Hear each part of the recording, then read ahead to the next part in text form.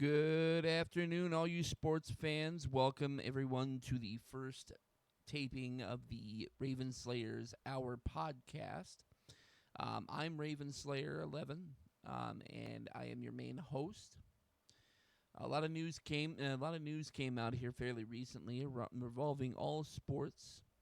So, absolutely excited to go and chit chat with y'all and talk about the most recent news that came out the last few days. So I know a lot of y'all are well aware that there are current trades and everything going on revolving baseball, a whole bunch of news about football, and of course NBA offseason. My apologies. The NBA trade deadline just passed. So, we're going to go over some of the more interesting trades that happened. We're as well going to be covering everything going on with the NFL, as well predictions of what's going to be going on with the Super Bowl. A little bit later on, I will be joined by one of my co-hosts. One of my co-hosts. So, stick around, enjoy the conversation, and of course, join in on the conversation because we absolutely appreciate any support that the stream will be getting. So, without further ado, most of y'all who did wind up watching the NFL honors the other night, they did announce the Hall of Fame class of 2025. I'm a bit salty in general when it comes to it because unfortunately Willie Anderson did not make it this year again. But still, the guys who did get the nomination absolutely deserve it. So Sterling Sharp was one of the first recipients of the Hall of Fame class. I saw the video, of course, on his brother being the one who announced to him that he was the one. He was ultimately the one who was getting the Hall of Fame nomination, and that honestly was a very, very touching thing to see. One brother announcing to another brother that he's going to be in the Hall of Fame. Not only Sterling, but as well we got one of the better tight ends in the league, who ended his career with the Chargers not too long ago, Mr. Antonio Gates, first ballot Hall of Famer. Absolutely proud of him. My mom's a Chargers fan herself, and just seeing another Charger making it to the Hall of Fame is always an exciting time. We as well have Eric Allen making it to the Hall of Fame as well. I didn't watch much of him when I was growing up, but I know my dad probably has a lot more knowledge regarding him, so definitely when he gets on, I'll probably have him talk about his experience watching Eric Allen. And my personal favorite that made it this year, Jared Allen. Now, for me, Jared Allen definitely was great to see him getting into the Hall of Fame. I still remember a lot of his funnier moments when it came to the league with the. I'm not sure if anybody remembers, but the old little clips where you were introducing the player and they were announcing their college. Jared Allen will always have a different one every single time. The Culinary Academy. I think he also mentioned Clown College or something along those lines, but it was absolutely hilarious. So happy to see all four of them make it. I know I didn't post about it directly directly here in my Discord to talk about the rest of them though. Here, let me just do the simple thing and just pull up ESPN. Give me one brief moment here.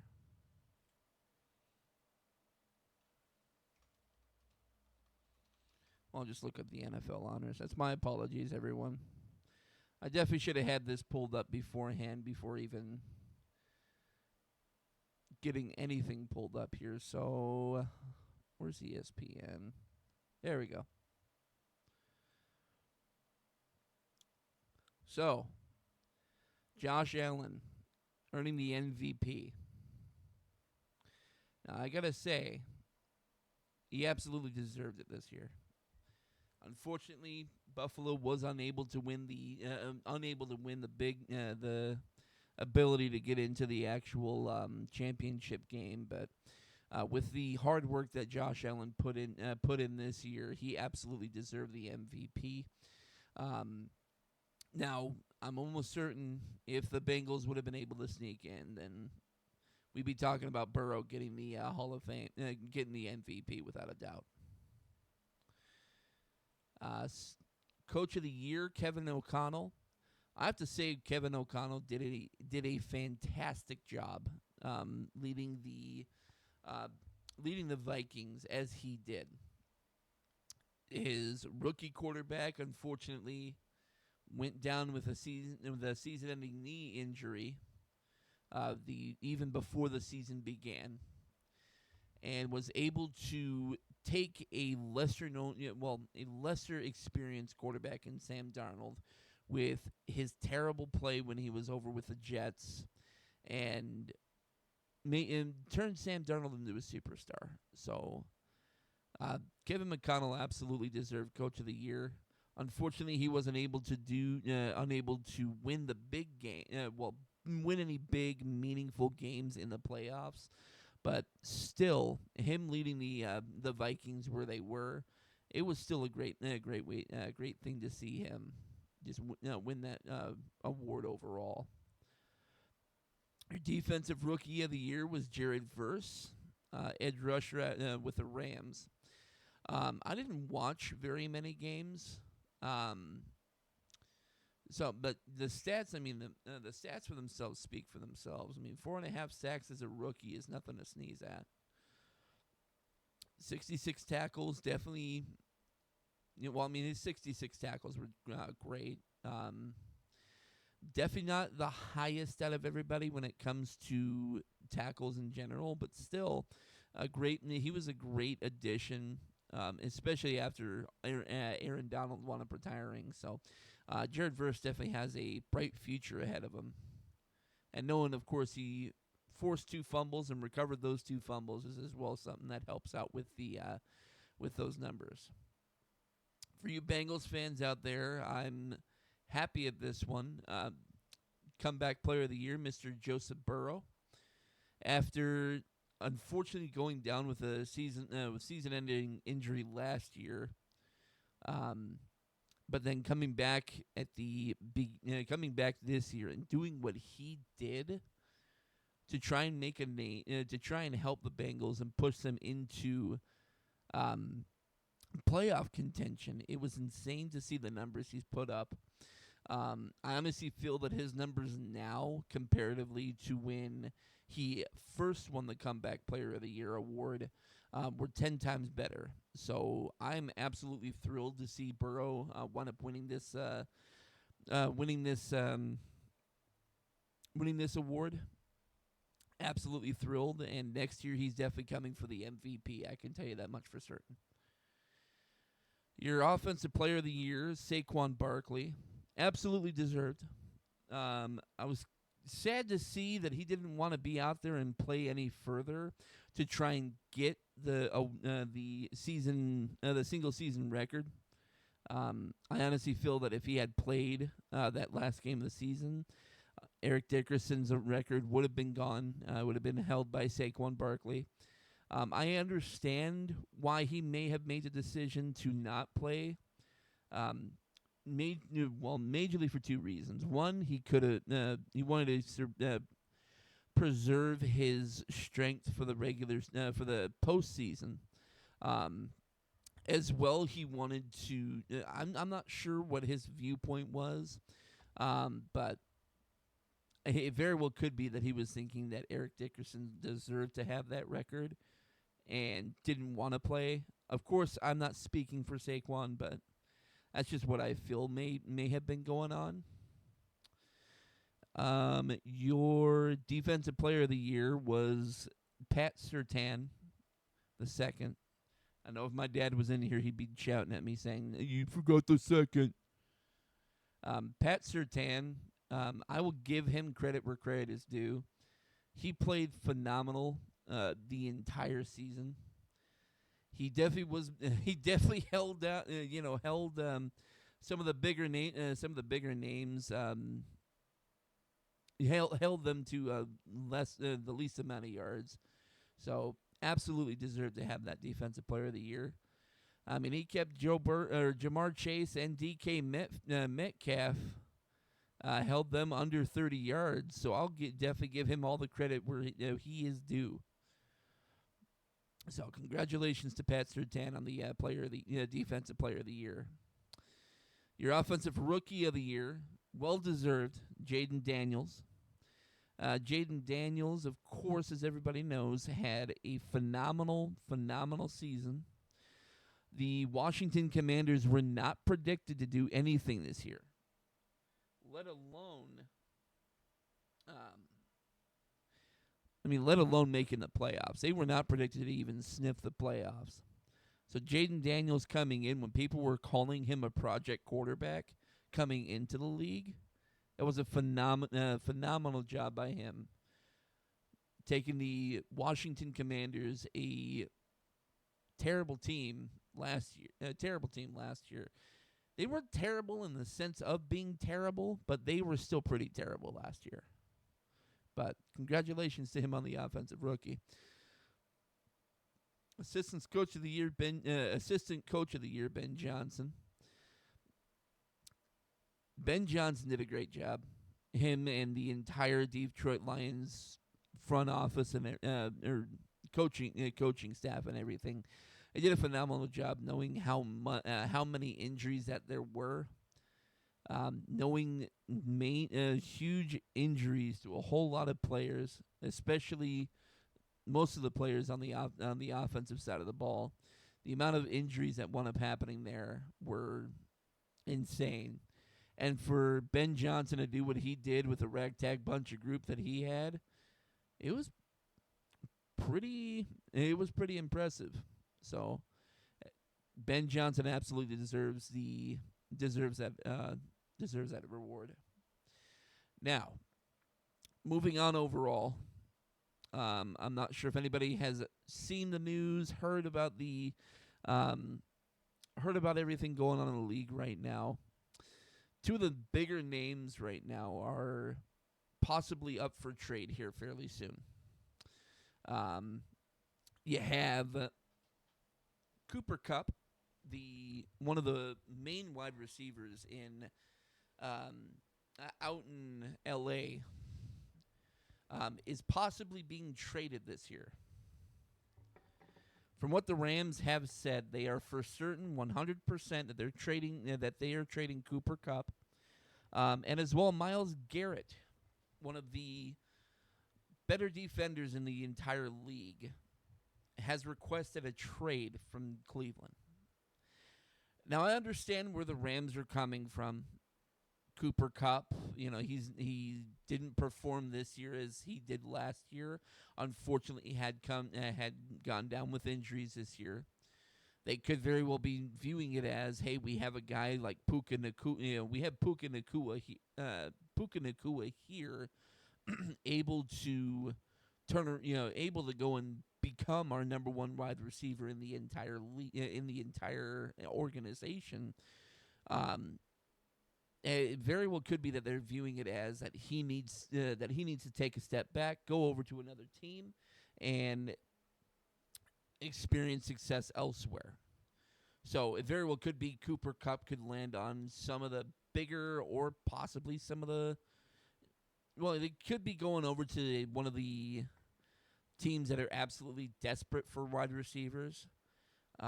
So I could honestly see Cooper Kupp going to a place like I don't know, Arizona, possibly Las Vegas. There's a couple of teams that are out there that are absolutely desperate for wide receiver help. Definitely Las Vegas. I can see him going there. I don't know. Maybe the Chargers. They may need some help. Not a whole lot, but they definitely need some help out there.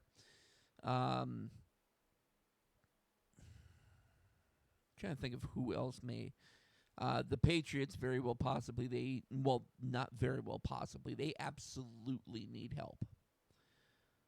They 100%. If anybody argues that they don't need any help, they're fine. No, you are absolutely 100% incorrect. Absolutely incorrect. They need as much help as they need right now. Considering right now that the Patriots, if I'm not mistaken, the Patriots probably have one of the worst wide receiver groups in general.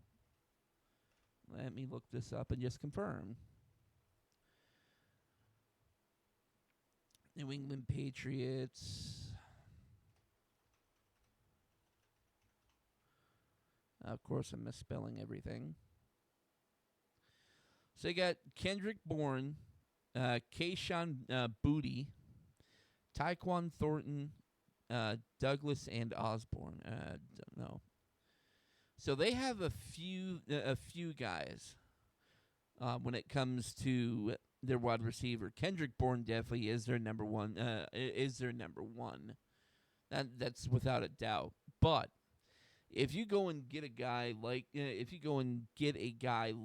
Cooper Kupp within the New England Patriots system, he will springboard up to the number one wide receiver position. Now, on top of it, they still have very many questions when it comes to their quarterback right now with the Patriots. So they they need a whole. Just in general, New England needs so much help right now. Wide receiver is one of their needs that they need right now. So I could see. I think Jared Mayo, if I'm not mistaken, is still there. I could be incorrect, but I could see the Patriots going after a wide receiver like Cooper Kupp to help bolster that wide receiver group. So that very well may be something that could help them overall. Getting a more consistent quarterback definitely would help them as well. So definitely that would be something to look at. So other than that, as far as the trade for Myles Garrett. Now, Myles Garrett, when he came out and said that he wanted to trade out of Cleveland, I was not shocked. Myles Garrett is one of the better defensive ends in the entire league, and he's stuck on such a terrible team. So definitely going he's been saying he wants to go somewhere where he can win and win now. A lot of fans are very, very frightened of the prospect of him going to Kansas City. That very well could happen. Him going to Kansas City could be an option there. There's a few other places that do have the ability to get him as well, that are winning contenders. I would love for him to come to Cincinnati. I absolutely would. We are in need of defensive help, especially at the end position. Sam Hubbard has not done anything to help out the team. He's one of the worst defensive ends that we have.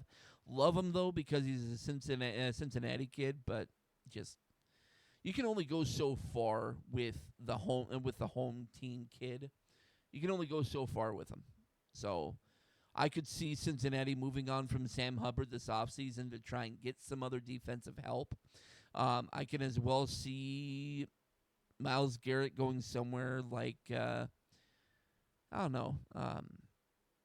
You can see him going other places like the Eagles. The Eagles aren't really in necessary need for a defensive end. But at the same time, having some depth at the position definitely would help them. But definitely going to a place where they want him to win and win now. Something else that may help him as well, possibly Detroit. Detroit would be a great move for him, not just for him, but for Detroit's organization in general. Detroit is hungry for their first Super Bowl. They've been doing whatever they can to get all these people get people into the organization that can help them get that first victory and be able to get them get going in general. So I could see that happening as well. Sorry, give me a moment here. Sorry. Anywho, but yeah, that's just what I feel when it comes to those two trades. Um, but yeah, that's just majorly the news coming out of the NFL. So moving forward, everybody knows again we're coming into the wonderful, wonderful time of the MLB going into spring training. There have been some recent moves that are absolutely needed for each team. Most recently, just in the few days leading up to the actual spring training, the Padres getting Jason Hayward is a huge help. Jason Hayward definitely is one of the better guys coming out of Houston that wasn't getting a new contract. So them getting Jason Hayward, who has experience when it comes to getting to World Series, definitely is going to help them overall. Something I'm very confused about, and I completely understand. Alex Bregman, still currently a free agent. He's not interested in some short-term contract as it shows there. He's more interested in a 6 to 7 year deal. Bregman, I do feel getting like a 3 to 4 year contract would help him, because going into this year as a free agent, it's not going to be the best. So I hope Bregman can go and get the contract that he is desiring. And I really hope that he gets the opportunities that he wants. Other than Bregman, there was one other. As you guys can obviously see, we will be talking about all the NBA trades here after we're done speaking on the MLB. Speaking as well in the MLB, Tommy Pham is going to his. Goodness, I'm going to say his 8th or 9th team just within the last few years. He signed a 1-year contract with the Pirates. Tommy Pham last year, when he was playing with Kansas City, he did great. He did great helping them leading them to the playoffs, leading them to playoff victories. Hopefully, if he gets a more consistent bat, maybe that will help him out with his tenure with the Pirates this year. But it's kind of beg to see what happens with him. I hope he does well. He's a former Diamondback. I absolutely hope he does well in his new threads with the Pirates, and hopefully, he has a turnaround time. I hope he turns around this year and becomes one of the leading guys out in Pittsburgh. Because definitely building the team around Paul Skeens is the number one thing that the Pirates are focusing on, and I believe will continue to focus on while he is successful out in Pittsburgh. Final move that I saw most recently, Harrison Bader. Coming into the Twins organization on a 1-year deal with a possible mutual option for 2026. Harrison Bader coming in to the Twins, him being the center fielder that he is, I feel that it's a great contract. Byron Buxton unfortunately was unhealthy all last year. Majority of last year. So if Buxton can stay healthy, you can plug Harrison Bader in either of the other two positions in the outfield, either left or right, whichever one he feels more comfortable with. And worst case scenario, if Buxton does go down, you have Harrison Bader. You can plug right away into that center field position. He's a great defensive player. He's a great bat as well. So having not just the defensive prowess but the offensive prowess definitely would help out the Twins in general to hopefully get back into making the playoffs again this next year. Um, in other news, I was talking to my dad earlier about this. He may be joining us here in a bit to talk further about this here. The MLB ownership taking a hard look at pushing for a salary cap in 2026. I'm not a huge fan of it. It would be great to see a salary cap come in. It would be absolutely great. Um, Unfortunately, though, I don't think it's going to happen in 2026. Don't believe it'll happen in 2027. And my dad agrees with those sentiments. The salary cap for the MLB, more than anything, may come in 2030 when there's a new the new contract coming up between the players and the owners. Now, will the players agree with that? Hell no. The players will absolutely not agree with doing a salary cap at all. My main viewpoint, those players right now, especially with organizations like the Dodgers, the Mets, all these other bigger organizations that have the bigger wallets to spend on these players. Hold on, anyway. Sorry, he's texting me right now. I'm just letting him know that we're going.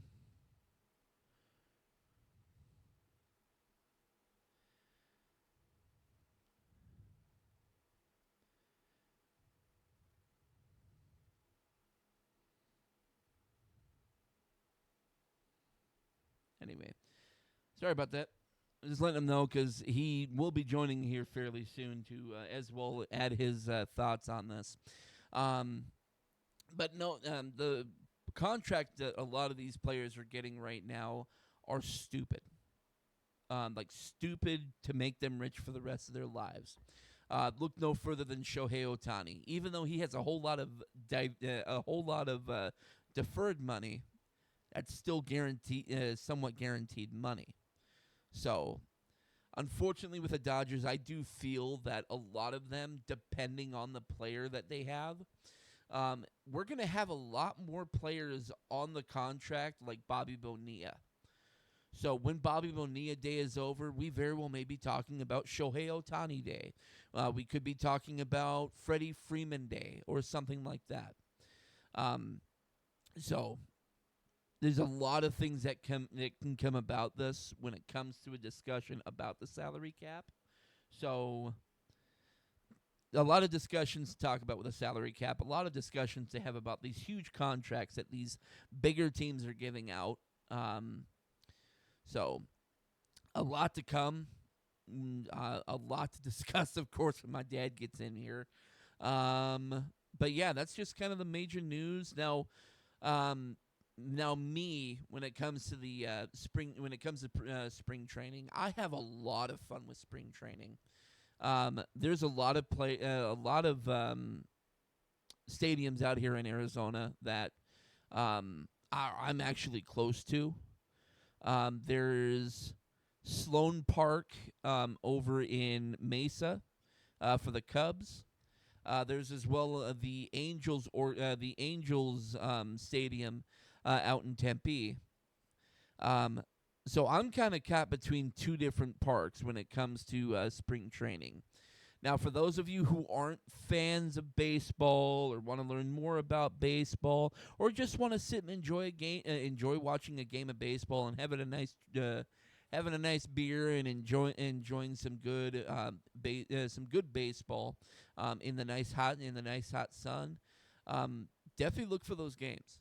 I know, of course, there's different areas for spring training in every state, but me personally, I'm excited to watch some Cubs baseball as well as some Angels baseball. And at the same time, if the Diamondbacks happen to be going to either of those stadiums this year, you bet your ass I'm going to be at one of those two stadiums. When it comes to the Angels, though, I'm not huge on wanting to go over there majorly because the Angels suck. I'm not gonna mix words or nothing like that. The Angels suck. SUCK suck. You have some of the most inconsistent bats when it comes to the other guys that are not named Mike Trout. Mike Trout's one of the more consistent bats on that entire team. One of the better defenders on that entire team. Unfortunately, with him going down with that injury last year, that really hurt his production overall. But do I see Mike Trout being the worst player on that entire team? Absolutely not. I'm hoping, though, that there's some of the guys on the Angels farm system will improve this year and be able to be more consistent players on the actual roster this year. But for those of you who happen to be Angels fans and who are offended by what I said about the Angels sucking, I'm not sorry. Hopefully this year will be the Angels' year. I completely doubt it. Let's see here. Last year, the Angels' record. What was that? Hold on.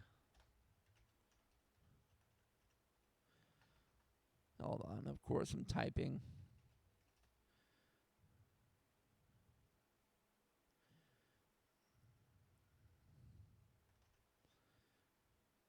So 2024 standing. Last year's standings. The Angels won 63 games all last year with a winning percentage of .389.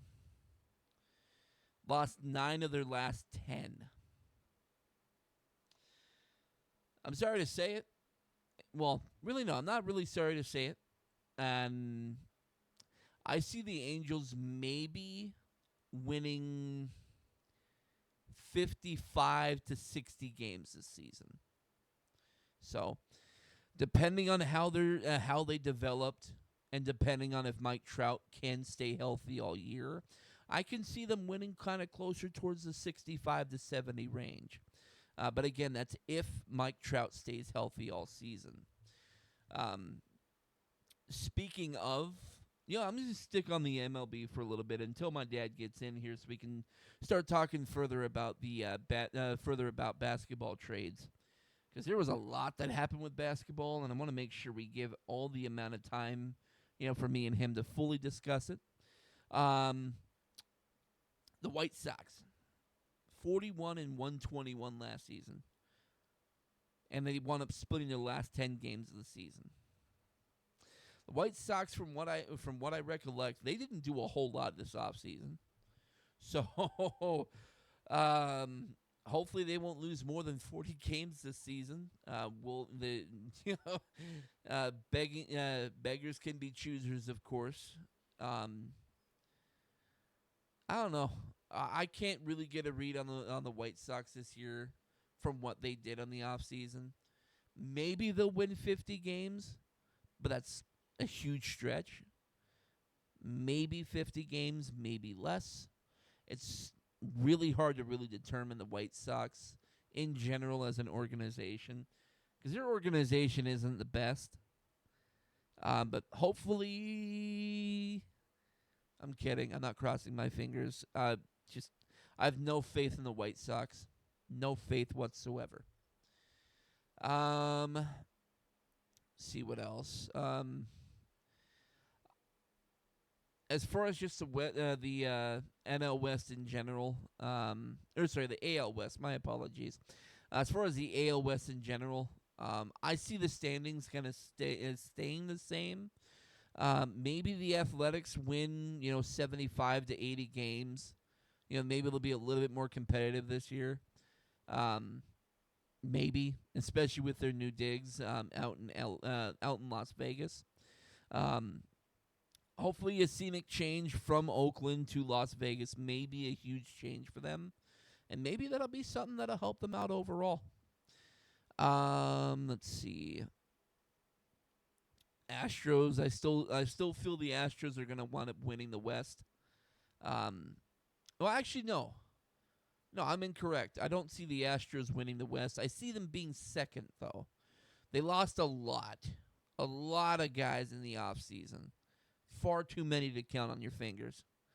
Um, kind of feel bad for my cousin because she's a huge Astros fan. But no, I don't see the Astros. I see Astros either second or third this year. I see the Rangers, if they can stay healthy, becoming that becoming the number one team.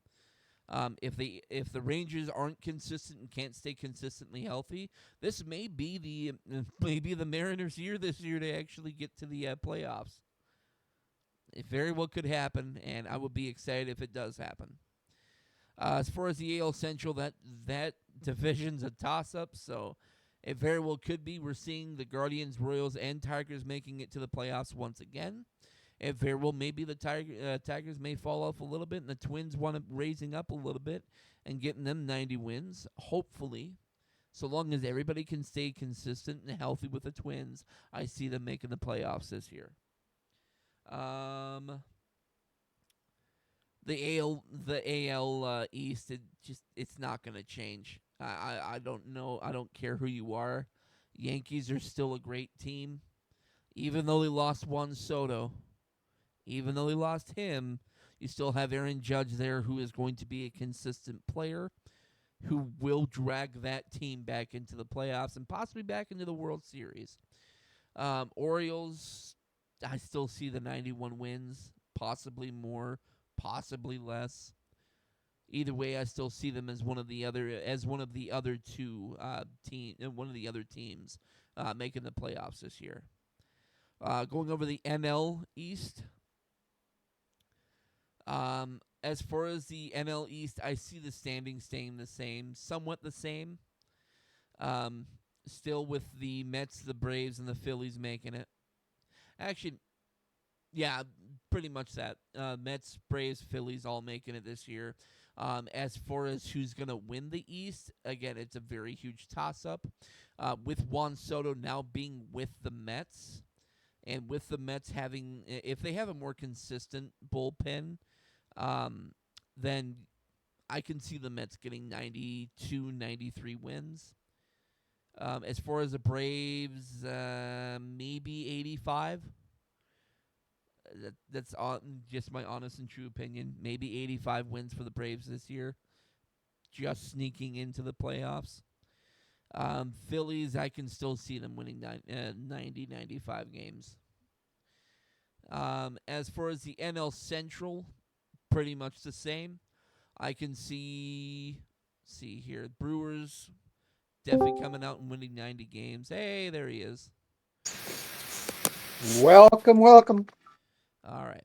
So I was kind of going over everything a little bit here. I kind of went over the.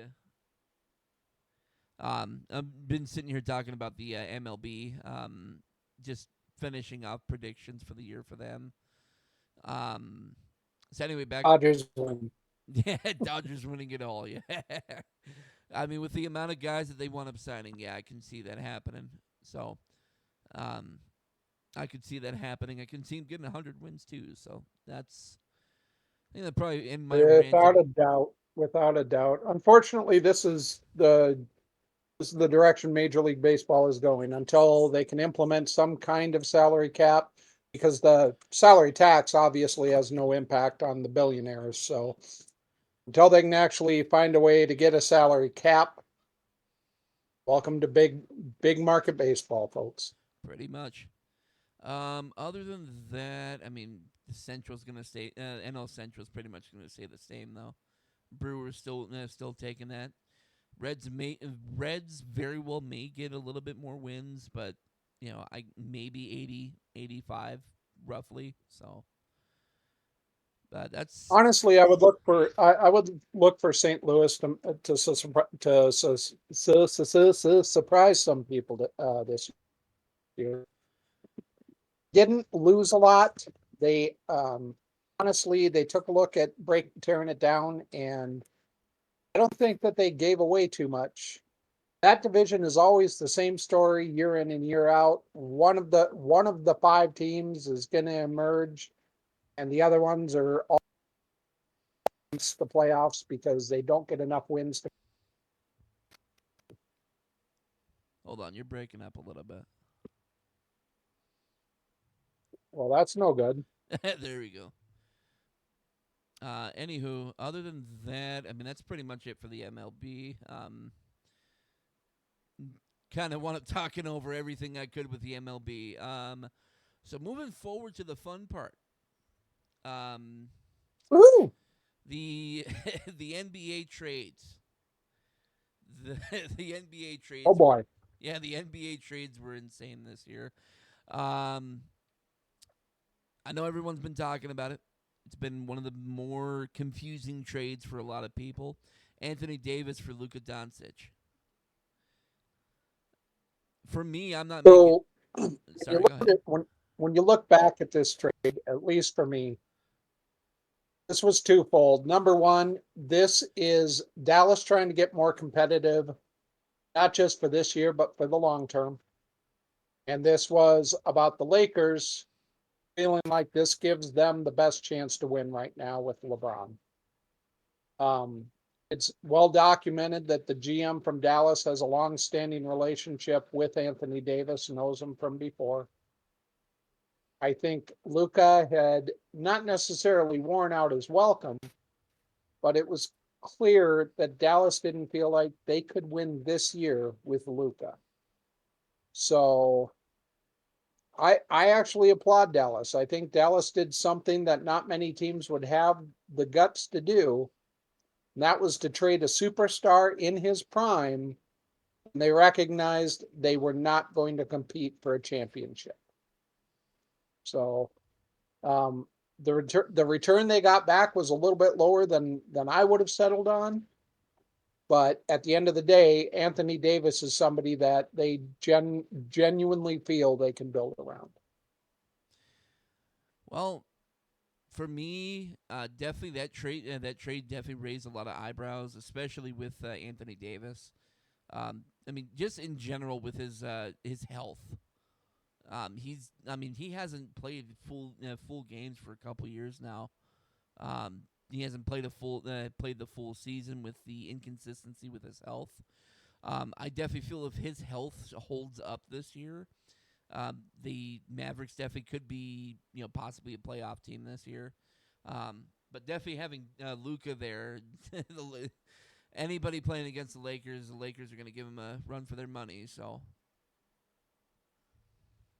Yeah, I think the Lakers in general are a pretty good team, especially with the addition of Luka. I think between Luka and you've got two guys that can go out and drop 30 or 40, and Luka is a prime playoff megastar. He performs his best on the big stage. Nobody will forget what he did to the Suns just a couple of years back in Game 7 of the Western Conference Finals. Luka, if he can stay healthy and get himself into better shape, is going to be a Hall of Famer. But yes, he has yet to prove, I think 70 games is the most he's played since he was a rookie. Has yet to prove he can play a full season. In the short term, in the playoffs, I'll bet on LeBron James and Luka. But long term, I still don't feel like Dallas got the short end of the stick. no, I definitely agree with you there. And I agree more than anything with the health in general. So long as both guys can stay healthy the rest of the season, both teams very well could have some playoff success. So other than that, there definitely was a lot of trades leading up to the actual Thursday deadline. The Pelicans getting Daniel Theis for some draft compensation from OKC. The Pelicans, I mean, in general with the Pelicans, they definitely needed some center help. Their center right now is trying to remember his name, but I remember him being Center right fat. now, unfortunately, in my opinion, is inconsequential. The Pelicans are not somebody that they're not going to go anywhere. Playoffs, unfortunately for the Pelicans, are stuck in a very deep West. Somebody that I think they weren't making moves to try and build for this year. I think the Pelicans are making moves to try and align themselves more for next year than anything else. Monetary competition this year is always a good thing. No, yeah, definitely The have some. reality is this team is second to last in terms of wins. They're setting up for the future. Zion Definitely.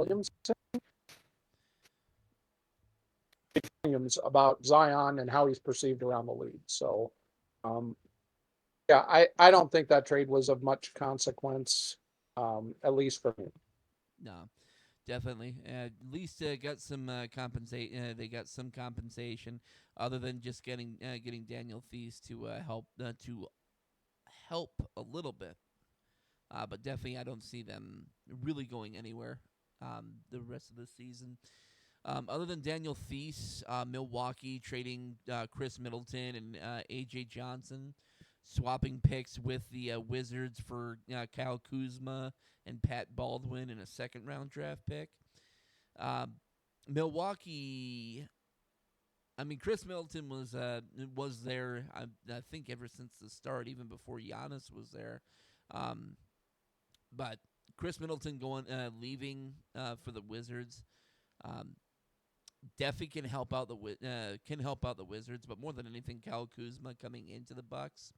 Um, he's one of the more consistent players in the league. So maybe him coming into the Bucks and helping out Giannis, might make help him make a run towards the playoffs this year.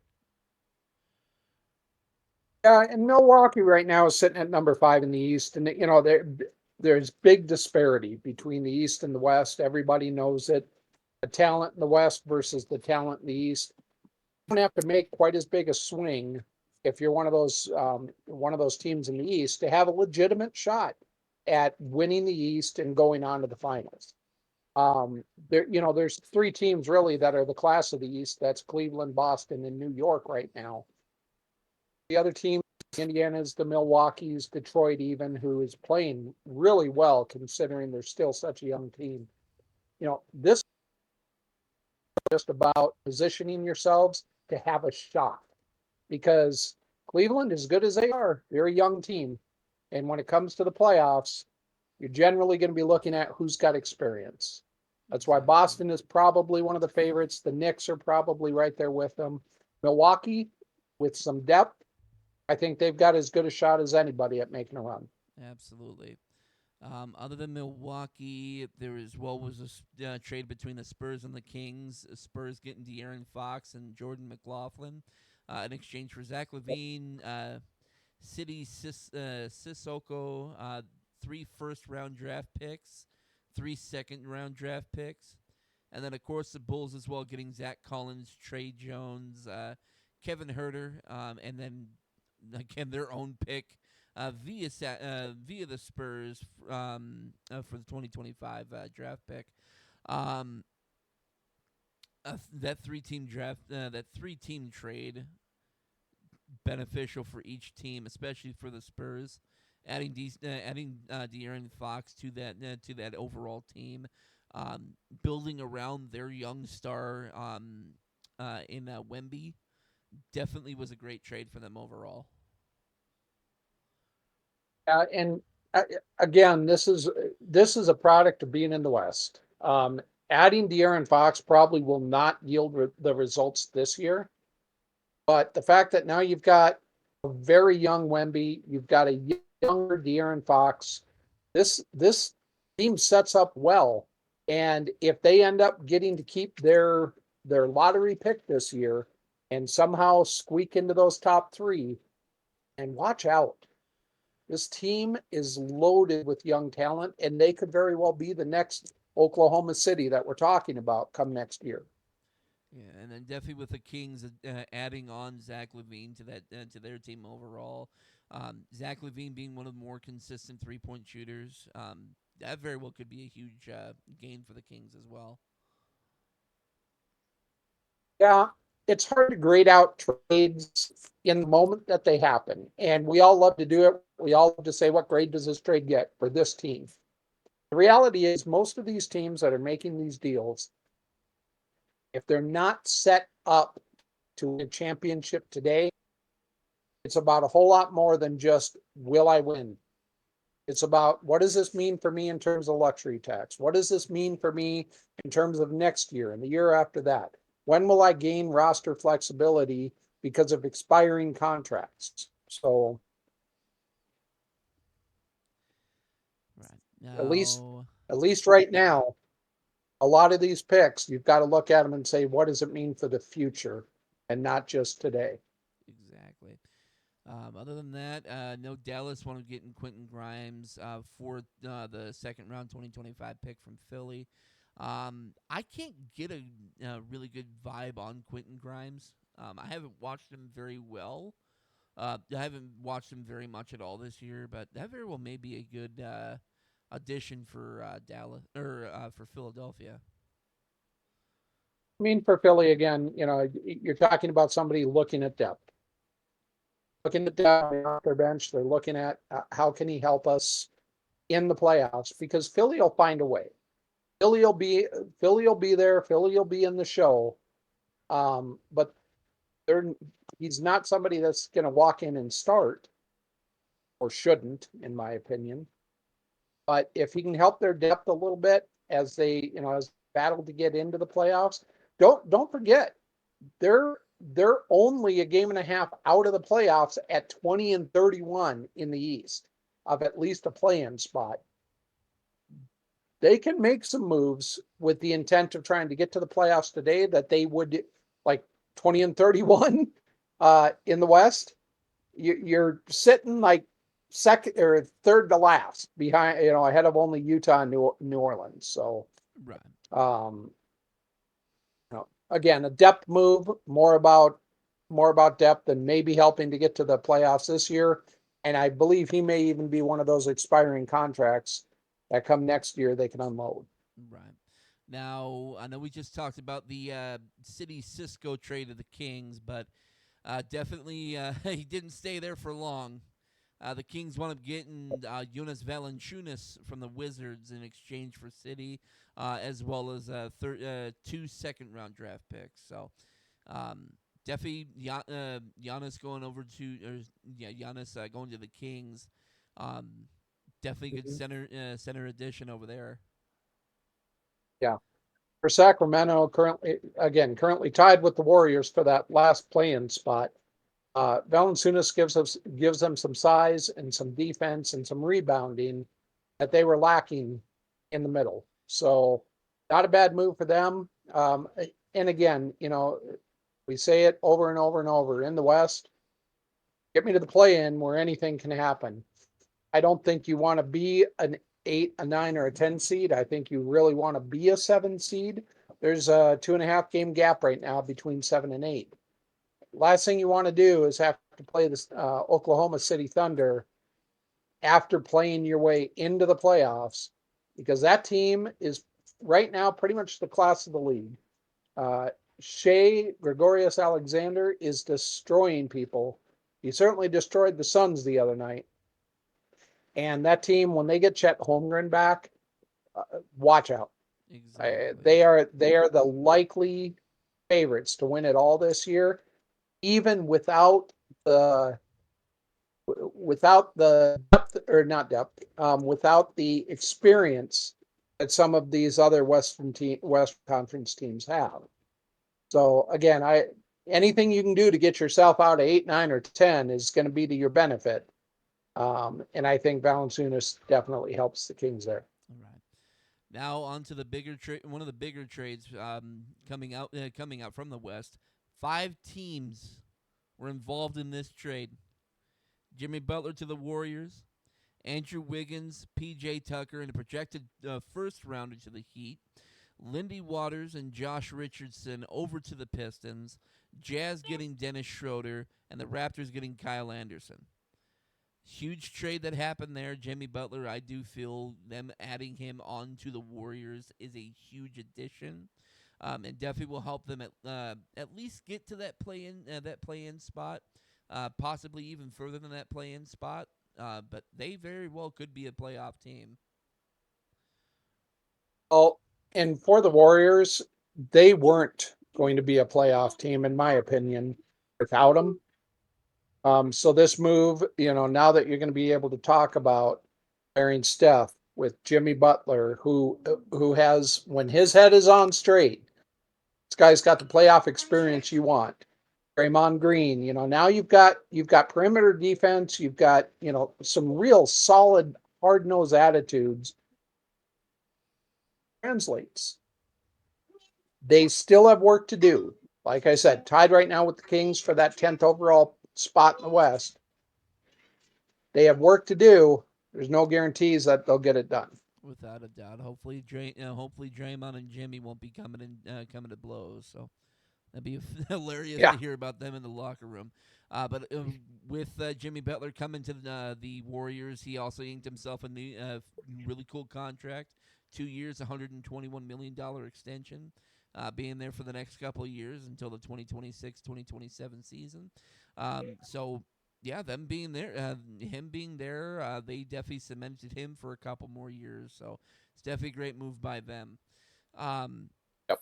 Moving on, the Pelicans, of course, making an additional trade, getting Brandon Ingram over to Toronto for Bruce Brown Jr., Kelly Olynyk, and a first-round pick and a second-rounder. Um, Again, I know we've been talking about it till we're blue in the face. Pelicans definitely aren't making the playoffs this year, but definitely trying to set them up good for next year. And not even so much just next year in terms of players. It's more about the expiring contracts for the Pelicans. They're going to have some space once these contracts all expire, to be able to go out and try to take a run at a top tier free agent. Uh, Whether or not they can get those top tier free agents into New Orleans is another story. And whether or not Zion Williamson will ever be healthy is another story. They had to start the rebuild somewhere, and they did something that Phoenix didn't manage to do this year, which was to let go of an aging star, a young star, a good star, somebody that can play some ball, because they recognize where they're at. They recognize that they need to rebuild and that what they have isn't working. And they were willing to let go of a star and set themselves up for the future. Phoenix, they are stuck. Bradley Beal's contract with that no trade clause and the fact that he would not waive a no trade clause to any other team he gets traded to. Kevin Durant, 36 years old. Let's be honest, he's not been healthy this year consistently, and that's a big part of the Phoenix Suns' problems.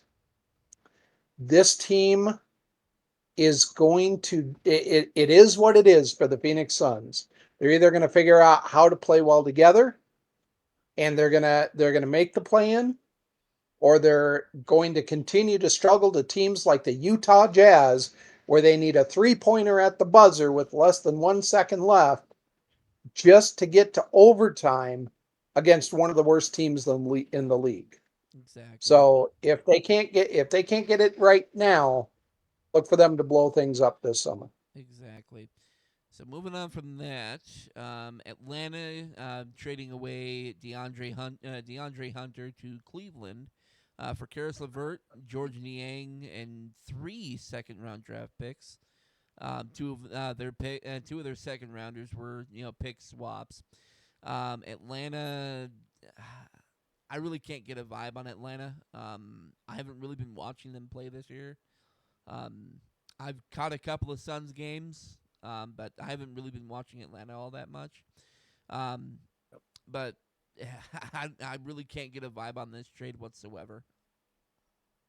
Well, this was more about Cleveland adding Devondre Hunter, who is a solid 3-and-D perimeter defender. This again, Cleveland has been the class in the East this year.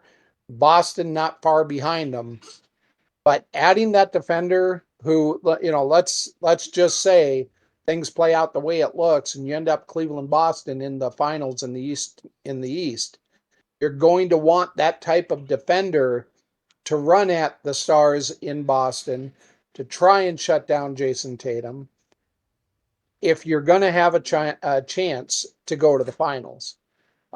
Cleveland gave up some talent, but nothing too big. And at the end of the day, Atlanta gets a little more depth, which might help them to ensure their spot in the play-in. So, and potentially even move ahead of somebody like a Detroit or a Milwaukee by the end of the year and avoid the play-in altogether. So, great move for Cleveland, in my opinion. I think it definitely makes them the odds-on favorite in the East. Uh, we'll see how it all plays out. We'll see if injuries play a part anywhere throughout the rest of the way. But for Atlanta, some depth pieces there, and hopefully a shot at making it into the playoffs as well. Exactly. Now, the only trade that I've seen that I saw the Suns make this year at the deadline, Yusuf Nurkic and his terrible contract finally getting moved out for a Yep. first round draft pick to the Charlotte Hornets for Cody Martin and a 2026 second rounder. Thank Yeah, Cody God. Martin. Cody Martin's a nice piece for the Suns. Again, just one more guy that can spell Kevin Durant when Durant needs a breather. Um, it's a nice piece to get back. Really, for the Suns, this was about moving off of a guy that was not going to be a fit here in Phoenix for Mike Budenholzer. Nurkic had worn himself out by talking to the media um, when really, the Suns had just found their rhythm. They were finally starting to vibe, and he talked to the media, and next thing you know, that's the story in the Suns locker room is in chaos again. Suns do a good job of getting off of this contract and giving themselves a little more flexibility with the players that they took back on. Uh, the reality is, this was just the Suns trying to unload somebody who wasn't going to contribute. Exactly. Uh, the other piece of it, the other piece of it is that we heard Shams from ESPN discussing uh, the locker room in Phoenix, and where some had said that it was weary, it was sad, it was glum. She went as far as saying is it's toxic. And sometimes when a locker room is toxic, you got to move the pieces that are creating that toxicity. So Without a doubt. uh, the only downside here, the Suns have to give up a first round pick that they had just gotten back in order to get rid of this contract. And the worst part is the pick that they're trading away is the worst of one of four teams. And sadly, it could very well end up being a lottery type pick. So Oh, exactly. Those sad to see them have to give up that piece in order to get it done, but overall, probably for the better. exactly. Now, Toronto making a trade for Davian Mitchell to Miami for PJ Tucker. Um, Yeah, and we heard Tucker's name mentioned before. He's a guy that is really an expiring contract. Um, and they're just moving him around to get additional pieces. Um, I don't think Tucker has even played this year, unless I'm mistaken. I could be mistaken too. I still remember when he was fairly consistent out here in Phoenix, but sad to see. Sad to see. When some of the other star players in the league decide that it's well, not decide, but know that it's not really their year any further.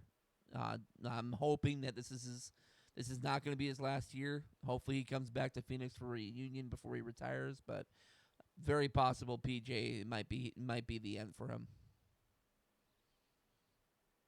More than Moving, likely. yeah, Um, yeah, like I said, probably just a contract piece to be able to get off the books at the end of this year. exactly.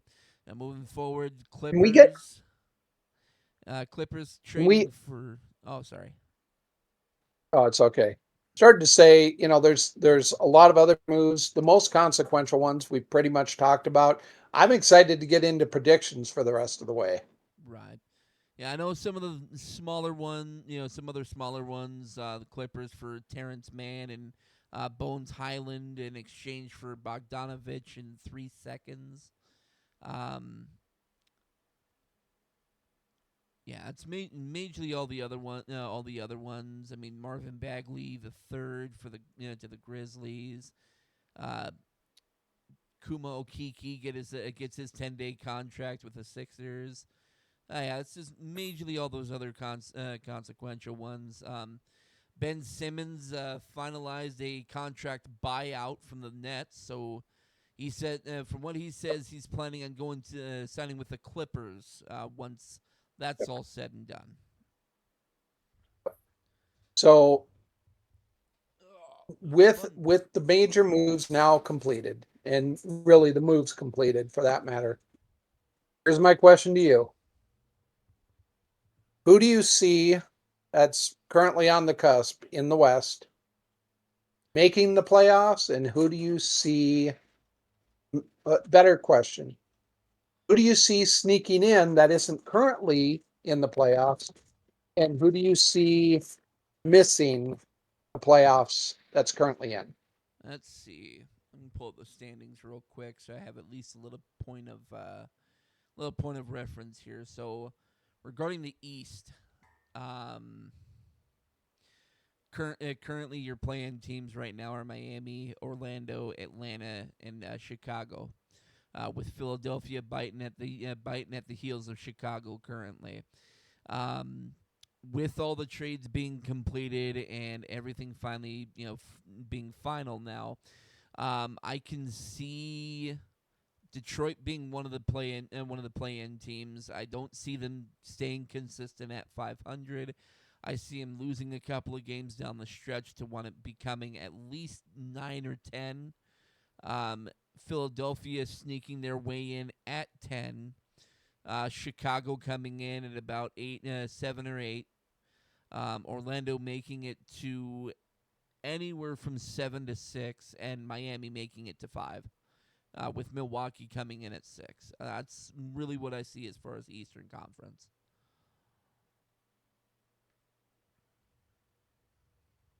Sorry, you caught me with a bite of pizza in my mouth. Okay.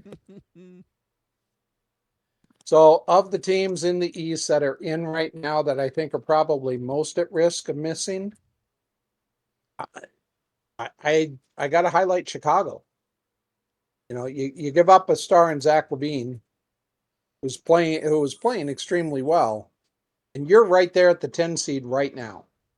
I think Joel Embiid gets healthy enough to help push this team, the 76ers, who are a game and a half back, into a playoff spot. But beyond that, the rest of the East, just trash. So, at least for me, that's what I see. In terms of playing teams right now that are out that could be in the East, I'm going to give the nod to Miami, sitting at the 7 seed, essentially at 500, tied with Detroit at 500. I like the fact that they got off Jimmy Butler, that they're able to get off of that noise. And I think they find a way to play better ball without him in that locker room, or without having to answer those questions over and over and over. So, Exactly. what about the West? What do you got there? So regarding the West, I mean, I have to say it. I hate to say it, but I'm gonna have to say it. I don't see Phoenix making it this year. They're currently at the 9 seed right now. With their overall inconsistencies as far as play right now, I don't see Phoenix making it this year. I can see Golden State with Jimmy Butler now sneaking in, making it to whether it be just a play in or whether it be in the actual playoffs. Minnesota, they're still playing consistent. How long they can keep that up, I'm not sure. They very well may be a play-in team, but Phoenix, I don't see making it.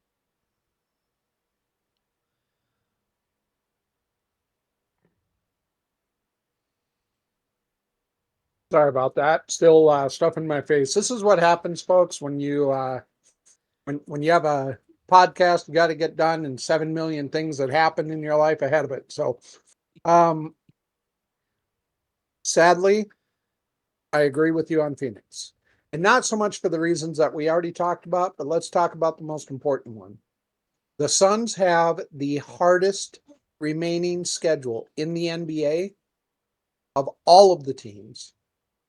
And just to get to what it took to make the playoffs in the West last year, which was 46 wins, the Suns have to go 20-11 the rest of the way.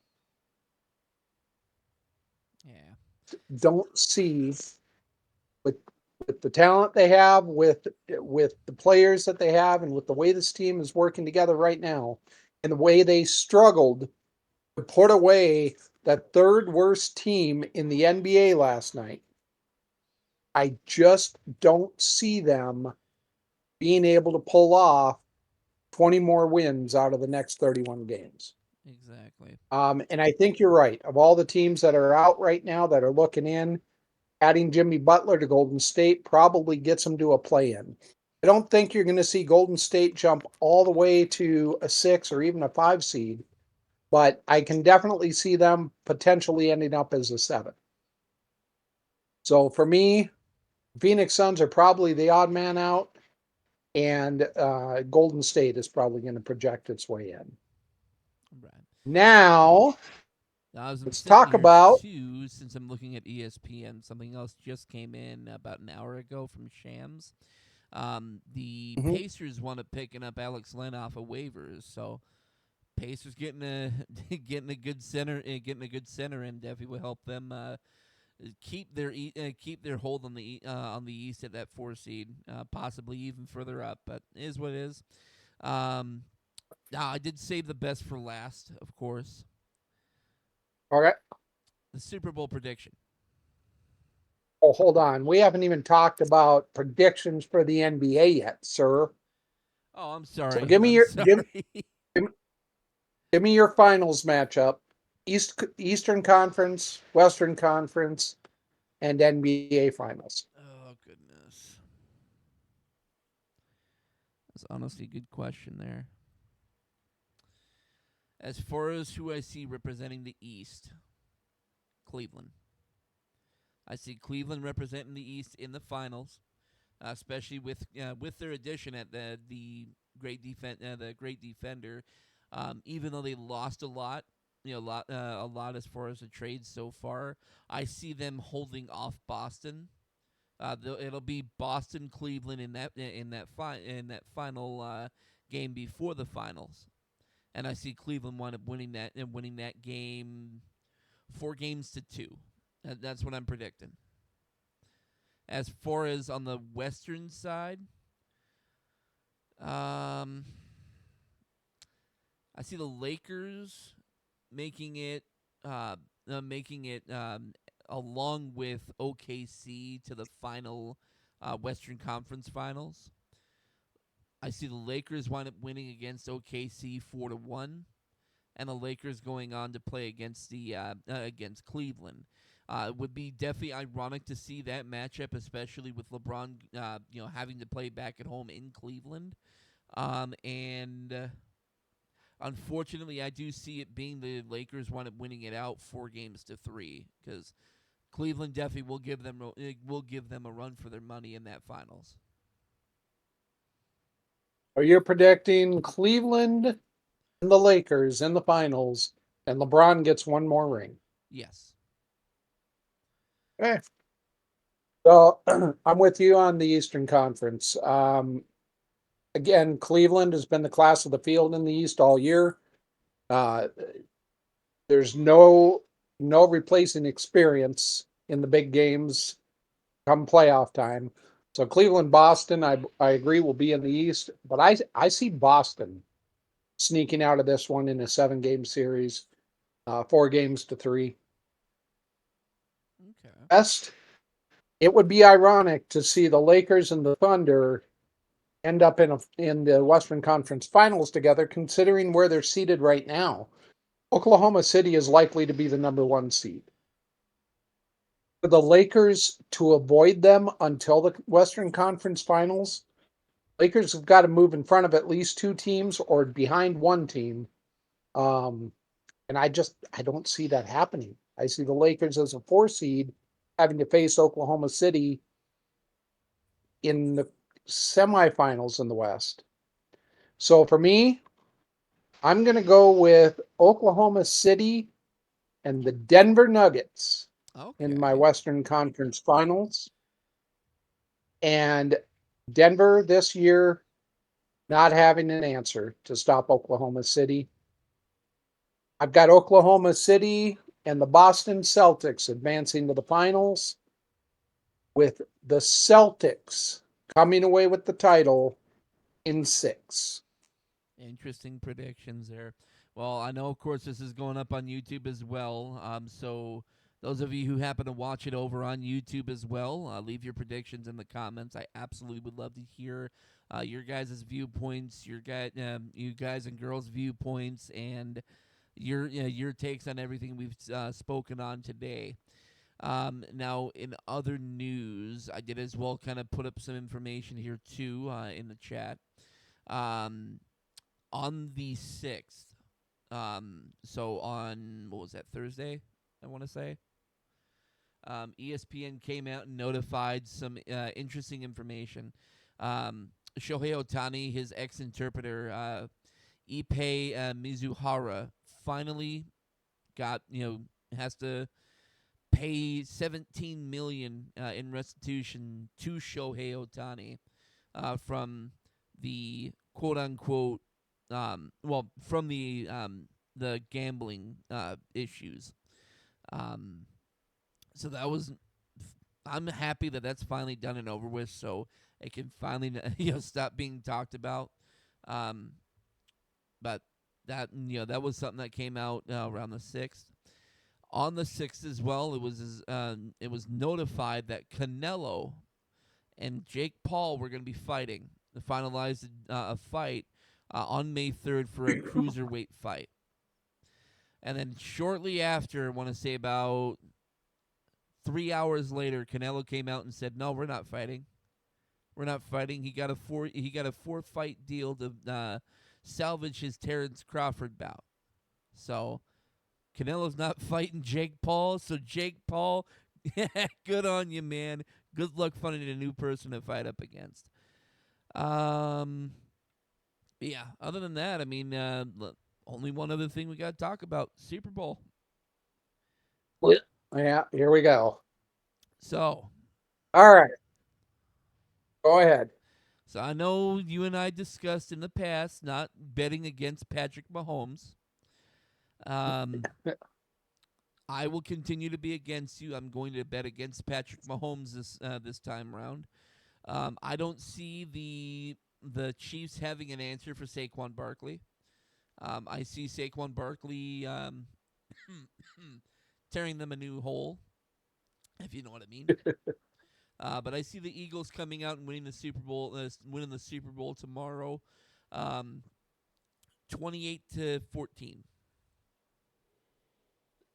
You've got it a blowout. Exactly. So, uh, let me just start by saying, as a diehard Bronco fan, I don't like this guy. I don't like this guy at all. But what you cannot do is ignore big game Mahomes and what he does every time in the big game. So, break it down. First of all, if things continue the way it sounds like they've been going the last 3 days, we're going to be talking about Flugate, because someone out there is going to be convinced that the refs managed to give the flu to the Philadelphia Eagles to help the Chiefs. So that's number one. Number two, let's talk about game flow. I feel like Saquon Barkley should have gotten the MVP this year. It is a shame that a running back can run for 2,000 yards and not get selected to be the MVP. I don't get it. On top of that, I don't think any one player meant more to his team this year than Saquon Barkley did. So give me No. one moment while I fix this noise in the background. Okay.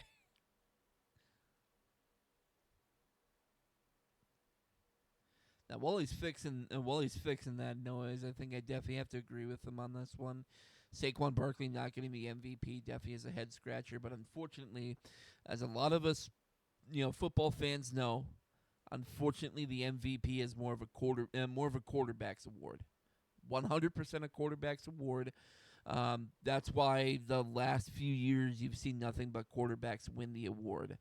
Um, but I definitely agree. I wish we would have seen another running back MVP to go alongside Adrian Peterson. But yeah, unfortunately, the MVP over the last few years has just been a quarterback's award. So Yep. Yep. All right. So as far as the game flow goes, there's some documented injuries on the Eagles' offensive line. Steve Spagnuolo is one of the best defensive coordinators at knowing when and how and where it makes sense to dial up pressure. Now, teams that have tried to dial up pressure against the Eagles this off or postseason, they've gotten bit. Spagnuolo is on a whole nother level, and that Chiefs defense, as much as I hate to do it, you got to give them credit. This defense is one of the best defenses in the league, and even if you can move the ball down the field, putting it in the end zone this year has been another story. So it'll be interesting to watch that matchup for me more than any other matchup in the Super Bowl. Um, at the end of the day, for the first time ever, I think we're about to see a three-peat. oh come And I've got, on, yeah, a I've got the Chiefs three-peat. winning. I've got the Chiefs winning on a last second field goal, 24-23. And Mahomes gets your MVP. Ah, we'll have to see what happens that game. Um, I definitely hope that it's not a three-peat. As a lot of fans hope for, especially with how terrible he played in the regular season. I hope there's no three-peat. Um, Eagles, in my opinion, deserve the Super Bowl with how hard they've been playing all year. Um, but yeah, we'll have to see what have to see what happens in the game. Anything, as everybody has always said, that anything can happen in the Super Bowl. Anything can happen in any of these big playoff games, what have you. So it definitely is up for debate. For years, this is going to be up for debate. So For what it's worth, you're right. Almost anything can happen in a Super Bowl. You know, the one thing that can't what's is a that? team that doesn't make the playoffs can't win the Super Bowl. So we knew this year when the postseason started, it would not be the Bengals. Well, we knew that. I agree. We knew that.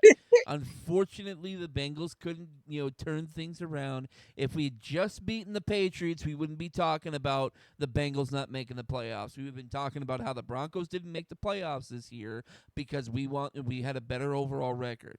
So I don't know. Us Broncos went to the playoffs with a rookie quarterback, so I don't know what more you could ask for. don't worry, he'll have his sophomore slump next year. All right. Well, that brings us to that brought us to the last topic there. So I think we're just gonna wrap it up from here. Thank you everybody who came out and watched. Thank you for watching the inaugural episode. I think we'll probably make this more consistent Saturday thing. But yeah, we'll definitely make it a lot more consistent now. But I'm happy that we finally got things off the ground. We got things running. If there's any topics anybody wants us to discuss, or anything in general, any sports news that comes up, um, leave it in the comments. And yeah, we'll catch you on the next one. Catch you later.